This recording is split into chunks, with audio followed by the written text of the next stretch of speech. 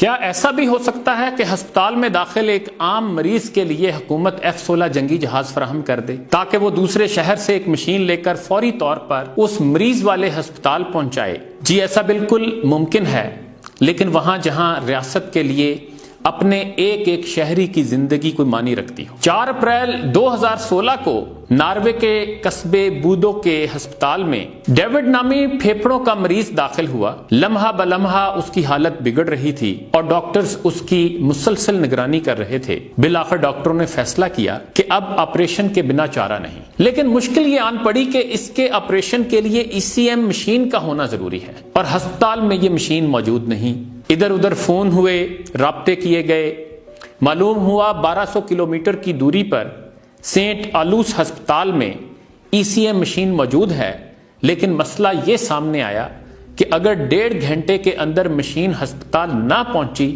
تو مریض کی جان جا سکتی ہے۔ بائی روڈ 1 دن لگ جاتا اور ہیلی کاپٹر کے ذریعے کئی گھنٹے۔ مریض کی حالت ایسی کہ کہیں شفٹ کرنا ناممکن۔ آخرکار صلاح مشورے کے بعد ڈاکٹروں نے وزارت دفاع سے رابطہ کیا۔ وزارت دفاع کے حکام کو بتایا گیا کہ اگر وہ یہ مشین سینٹ آلوس ہسپتال سے 1.5 گھنٹے میں بودو ہسپتال میں پہنچا دیں تو ایک شخص کی جان بچ سکتی ہے۔ وزارت دفاع نے فوراً ہاں کر دی اور نتیجہ یہ کہ F-16 طیارے کے ذریعے اگلے 45 منٹوں میں ECM مشین بودو ہسپتال پہنچا دی گئی۔ مریض کا آپریشن ہوا، آپریشن کامیاب ہوا، اس کی جان بچ گئی۔ اور یہاں یہ بات بھی ذہنوں میں رہے کہ نہ صرف اس تمام پروسیس پر مریض کا 1 روپیہ نہ لگا، بلکہ ہسپتال داخلے سے صحت یابی تک سب کچھ مفت تھا۔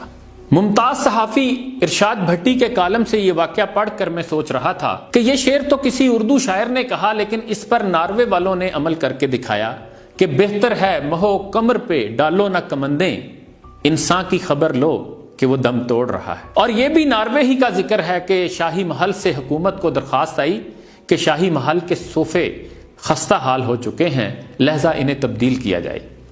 حکومت کا جواب آتا ہے اس سال سرکاری بجٹ میں گنجائش نہیں، اگلے سال دیکھیں گے۔ اس پر شاہی محل والوں نے دوبارہ درخواست کی کہ چلو صوفوں کی پالش کروا دیں۔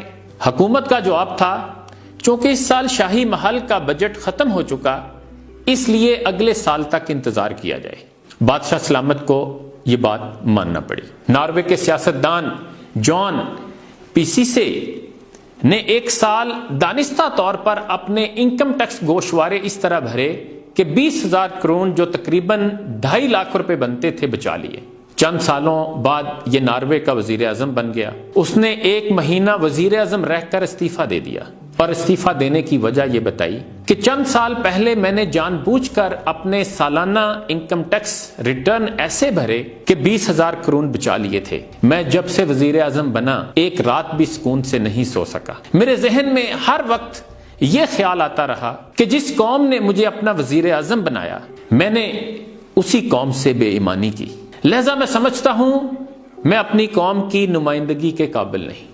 وزیر اعظم جان پیسیسے کا استعفیٰ منظور کر لیا گیا۔ یہ چند مثالیں ہیں ایسے معاشرے کی جو مردہ نہیں ہو چکے، جو زندہ ہیں، لیکن ہم ایسے بے حس، بے ایمان اور مردہ ضمیر ہو چکے ہیں کہ اب ہمیں ایسی مثالیں نہ تو کوئی شرم دلاتی ہیں اور نہ اپنے رویوں میں تبدیلی پر آمادہ کرتی ہیں۔ بس ہم ذہنی عیاشی کے لیے ایسی کہانیاں پڑھ لیتے یا موٹیویشنل سپیکرز کو سن کر سر کو دھن لیتے ہیں۔ وہاں یہ حالت ہے کہ عام مریض کا یہ پروٹوکول کہ F-16 طیارے حرکت میں آ جائیں۔ سرکاری اخراجات کی بات آئے تو بادشاہ بھی بے بس۔ ضمیر اور قومی ذمہ داری کے احساس کی آواز ایسی جاندار کہ وزیر اعظم اپنی کرسی کو ٹھوکر مار دے۔ اور ہمارے یہاں بس نہ پوچھیں کن چناروں کی بات کرتے ہو، کن سہاروں کی بات کرتے ہو، جن کے رخ پہ خزاں کے دھبے ہیں ان بہاروں کی بات کرتے ہو، اور جن سے ٹکرا کے کشتیاں ڈوبی ان کناروں کی بات کرتے ہو۔ پھر یہ کہتے ہیں سیاستدانوں کی کوئی عزت نہیں۔ اے خدا کے بندو، عزت ہوتی ہے با کرداروں کی، اصول پسندوں کی، سچ اور حق کے لیے کٹ مر جانے والوں کی۔ چوروں، ڈاکوؤں اور لٹیروں کی عزت نہیں ہوتی۔ اس نے قد کاٹ نکالا ہے زمانے میں بہت، وہ مگر سوچ کا بونا ہے، یہی رونا ہے۔ اللہ حافظ۔